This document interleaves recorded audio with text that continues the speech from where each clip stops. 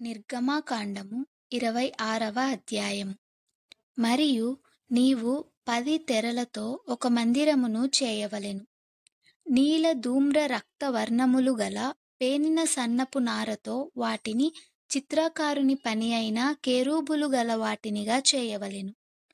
ప్రతి తెర పొడుగు 28 మూరలు, ప్రతి తెర వెడల్పు 4 మూరలు. ఆ తెరలన్నిటికీ ఒక్కటే కొలత. 5 తెరలను ఒకదానితో ఒకటి కూర్పవలెను. మిగిలిన 5 తెరలను ఒకదానితో ఒకటి కూర్పవలెను. తెరల కూర్పు చివరను మొదటి తెర అంచున నీలి నూలుతో కొలుకులను చేయవలెను.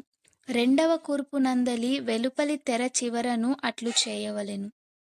ఒక తెరలో 50 కొలుకులను చేసి ఆ కొలుకులు ఒకదానినొకటి తగులుకొనున్నట్లు ఆ రెండవ కూర్పునందలి తెర అంచున 50 కొలుకులను చేయవలెను.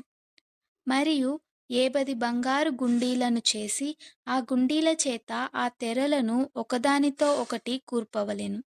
అది ఒక్కటే మందిరమగును.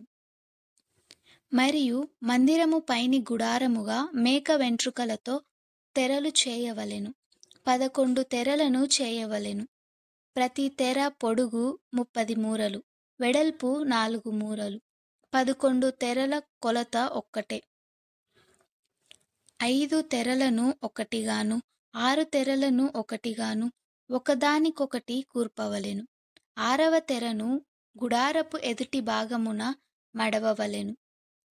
తెరల కూర్పునకు వెలుపలనున్న తెర అంచున 50 కొలుకులను, రెండవ కూర్పునందలి తెర అంచున 50 కొలుకులను చేయవలెను.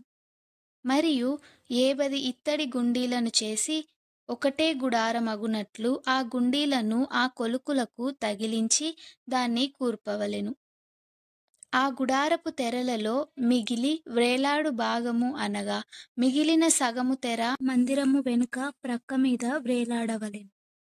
మరియు గుడారపు తెరల పొడుగులో మిగిలినది ఈ ప్రక్కను 1 మూరయు ఆ ప్రక్కను 1 మూరయు మందిరమును కప్పుటకు ఈ ప్రక్కను ఆ ప్రక్కను దాని ప్రక్కల మీద వ్రేలాడవలెను. మరియు ఎర్ర రంగు వేసిన పొట్టేళ్ల తోళ్లతో పైకప్పును, దానికి మీదుగా సముద్ర వత్సల తోళ్లతో పైకప్పును చేయవలెను. మరియు మందిరమునకు తుమ్మకర్రతో నిలువు పలకలు చేయవలెను. పలక పొడుగు 10 మూరలు, పలక వెడల్పు మూరెడున్నర ఉండవలెను. ప్రతి పలకలో ఒకదానికొకటి సరియైన 2 కూసులుండవలెను. అట్లు మందిరపు పలకలన్నిటికీ చేసి పెట్టవలెను. 20 పలకల కుడివైపున అనగా దక్షిణ దిక్కున మందిరమునకు పలకలను చేయవలెను. మరియు నొక్కొక్క పలకల క్రింద దాని 2 కూసులకు 2 దిమ్మలను, ఆ 20 పలకల క్రింద 40 వెండి దిమ్మలను చేయవలెను. మందిరపు రెండవ ప్రక్కను అనగా ఉత్తర దిక్కున ఒక్కొక్క పలక క్రింద 2 దిమ్మలు, 20 పలకలును, వాటి 40 వెండి దిమ్మలు ఉండవలెను. పడమటి తట్టు మందిరము యొక్క వెనుక ప్రక్కకు 6 పలకలను చేయవలెను. మరియు ఆ వెనుక ప్రక్కను మందిరము యొక్క మూలకు 2 పలకలను చేయవలెను. అవి అడుగున కూర్చబడి శిఖరము మొదటి ఉంగరము దనుక ఒకదానితో ఒకటి అతికింపబడవలెను. అట్లు ఆ రెంటికి ఉండవలెను. అవి 2 మూలలకుండును. పలకలు 8, వాటి వెండి దిమ్మలు 16. ఒక్కొక్క పలక క్రింద 2 దిమ్మలుండవలెను. తుమ్మకర్రతో అడ్డకర్రలను చేయవలెను. మందిరము యొక్క ఒక ప్రక్క పలకలకు 5 అడ్డకర్రలును, మందిరము యొక్క రెండవ ప్రక్క పలకకు 5 అడ్డకర్రలును, పడమటి వైపున మందిరము యొక్క ప్రక్క పలకలకు 5 అడ్డకర్రలును ఉండవలెను. ఆ పలకల మధ్య నుండు నడిమి అడ్డకర్ర ఈ కోస నుండి ఆ కోస వరకు చేరి ఉండవలెను. ఆ పలకలకు బంగారు రేకును పొదిగించి వాటి అడ్డకర్రలుండు వాటి ఉంగరములను బంగారుతో చేసి అడ్డకర్రలకును బంగారు రేకుకును పొదిగింపవలెను. అప్పుడు కొండ మీద నీకు కనపరచబడిన దాని పోలిక చొప్పున మందిరమును నిలువబెట్టవలెను.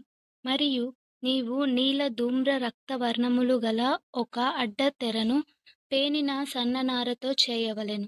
అది చిత్రకారుని పని అయిన కెరూబులు గలదిగా చేయవలెను. తుమ్మకర్రతో చేయబడి బంగారు రేకు పొదిగిన 4 స్తంభముల మీద దాన్ని వేయవలెను. దాని వంకులు బంగారువి, దాని దిమ్మలు వెండివి. ఆ అడ్డతెరను ఆ కొలుకుల క్రింద తగిలించి సాక్ష్యపు మందసము అడ్డతెర లోపలికి తేవలెను. ఆ అడ్డతెర పరిశుద్ధ స్థలమును, అతి పరిశుద్ధ స్థలమును వేరుపరచును. అతి పరిశుద్ధ స్థలములో సాక్ష్యపు మందసము మీద కరుణాపీఠము నుంచవలెను. అడ్డతెర వెలుపల బల్లను, ఆ బల్ల ఎదుట దక్షిణపు వైపుననున్న మందిరము యొక్క ఉత్తర దిక్కున దీపవృక్షమును ఉంచవలెను. మరియు నీల ధూమ్ర రక్త వర్ణములు గల పేనిన సన్ననారతో చిత్రకారుని పని అయిన తెరను గుడారపు ద్వారమునకు చేయవలెను. ఆ తెరకు 5 స్తంభములను తుమ్మకర్రతో చేసి వాటికి బంగారు రేకు పొదిగింపవలెను. వాటి వంపులు బంగారువి. వాటికి 5 ఇత్తడి దిమ్మలు పోతపోయవలెను.